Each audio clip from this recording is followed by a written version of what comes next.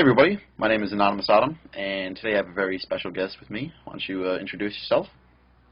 Hey guys, I am ForeverAzrael, and it brings me great pleasure to be part of this new series that Autumn and myself are going to be doing from now on. So I'll pass it back over to Autumn, and he will explain to you guys what it's all about. So pretty much what's going on here is that me and my buddy ForeverAzrael here, we're just going to be doing a series of dual commentaries on various topics that relate to YouTube, Battlefield, and maybe other things that lie outside of that realm. And so today we're going to be talking about YouTube channel size, the relation between large YouTube channels and small YouTube channels, and their quality of content and their subscriber base interaction. So to kick it off, let's talk about something that I think is very important to a channel's growth, which is subscriber base interaction.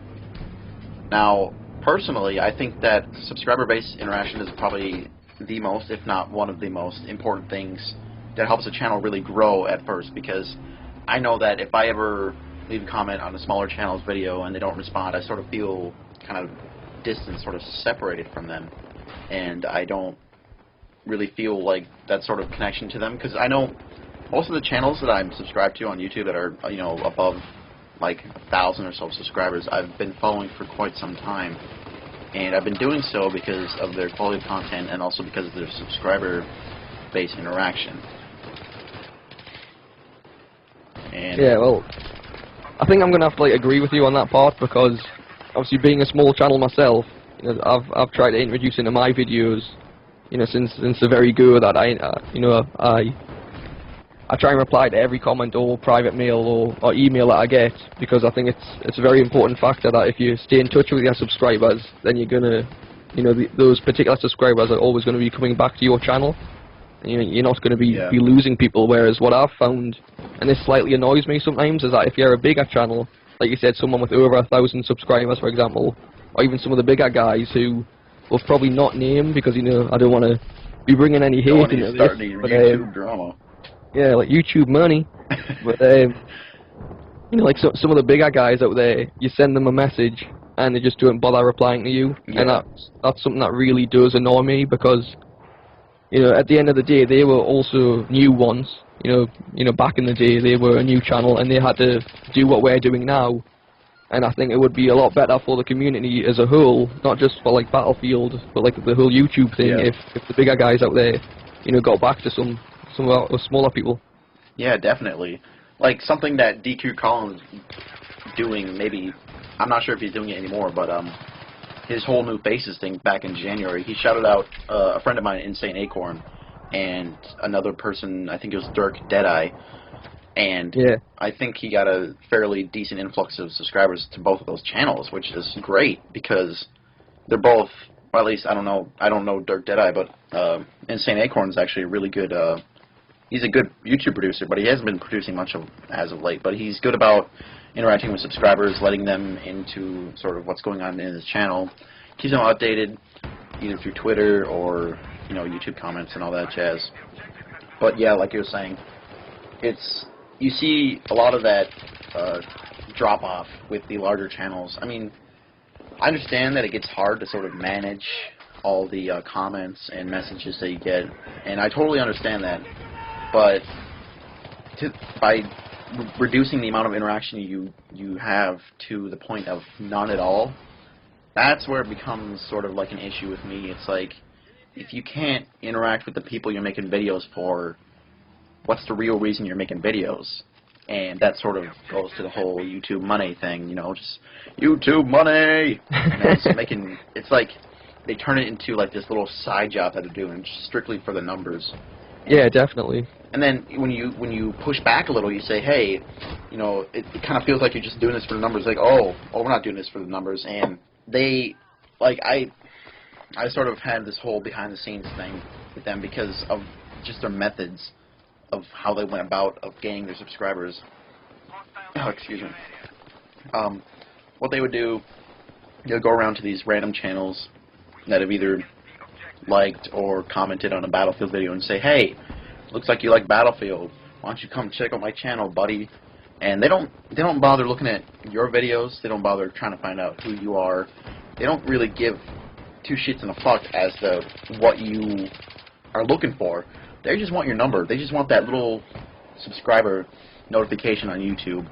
You know, they just want their views and they want their subscribers. And actually, I was like, it seems to me that you guys only care about, you know, the money and the numbers. But they're like, oh no, we genuinely want to put out good content that people will like. It's like, no, you don't. They so do. They so do care about the subscriber count, and that's all that that matters to them. Because this channel that you're talking about, who I know who we're talking about, have done the exact same thing to me, and I've had it out with them in a couple of messages as well. And that was like you said, they came on my channel and said, oh, hey, Azrael, your videos are awesome. We really like your stuff. Come by, check out our channel. So I did. I was polite and I went over to their channel, and I can't be hating on them too much because I do like the content that they do produce. I think it is good content and it is entertaining. But then when I asked them the question of, oh, so I like your stuff, I'm going to subscribe, what do you think of my stuff? And basically what I got back was a lot of shit. Like, I was quite surprised and shocked at what they were doing, because originally they did say that they enjoyed my stuff, and then they turned around and said, well, your gameplay is okay, you could do better editing, your style of commentary doesn't appeal to the audience, you're not being as interactive as what you could. And it's just like, well, I'm new to YouTube, I'm still trying to find my feet, as the saying goes. And just to be put down like that after you've given me, obviously, false positive feedback, I think that's just a load of bullshit, to be honest, and I think it's not really called for. Yeah, it's just a dick move, pretty much, to put it in 2 words. It's a dick move. And like you said, it's uncalled for, and it's rude, and it really leaves a bad taste in your mouth, because A, they don't give a shit about you except for that number that you can offer them, and B, it kind of makes you feel bad when they insult you. They're like, oh, you're not good, you can't do this, you can't do that, you can't do that. Criticism's good, but only when it's constructive. You got to say, okay, I don't really like this, you should maybe do it this way, or add some of this, instead of just being, oh, you suck at editing. It's just like, that doesn't help the producer grow at all. That's just you putting them down. That's exactly what I thought as well. I mean, like I said, I'm new to YouTube. I've only been doing it. I got my HD PVR for Christmas, finally, after months of bugging my parents. I am only 21, so I still do get presents off my parents. But yeah, like, I finally got my PVR and I sorted out my videos and I got stuff uploaded. And I know fine well myself that my first 2 or 3 videos weren't as good a quality as what they are now. And that was because I was trying to figure out my settings. Yeah. I wasn't really too confident in just talking to myself, like, into my laptop or PC for like 10 or 15 minutes or whatever. I thought it was quite weird. It was a bit, it was like a surreal experience. It's something I wasn't really used to. But, as the uploads go on, the more that you produce, the better that you get. And I like to think now, that my content is a lot better than what it was when I first started. Definitely. And like you said, I have had positive feedback from that. And feedback is good, but only if it's positive or constructive, because it's no good saying to someone, oh dude, your videos are shit, your editing's rubbish, you don't know what you're doing, because I mean, at the end of the day, that doesn't help anyone, and like you said, it just puts that particular person down. Yeah, I mean, if the problem is that their content is not up to with a certain standard, then maybe people should sort of like say, oh, you should do this, like editing. Just saying editing sucks is not going to help them become a better editor. It's useless. I mean, I don't know. But so yeah, I mean, kind of got off topic there, but the whole large channel thing, I feel like I'm a lot less connected to the larger channels. Like, maybe not like a community channel or like a sort of a network like Pixel Enemy or something like that, but with like single commentators, hell, I even feel disconnected from Deku Colin, and I've been following him since he was under 1,000 subs, and I interacted with him a lot on his channel. I'm not saying like we're best friends or anything, but like, still, I mean, yes, he's got 2 kids, and he's got a job, and he's got a wife and all that, and he's got a life, and he does still manage to get at least some interaction in there, But for the most part, a lot of the questions I see go unanswered and ignored. Maybe, I don't know if he reads all the comments or not. And he puts out great content. He and he's a really nice guy too.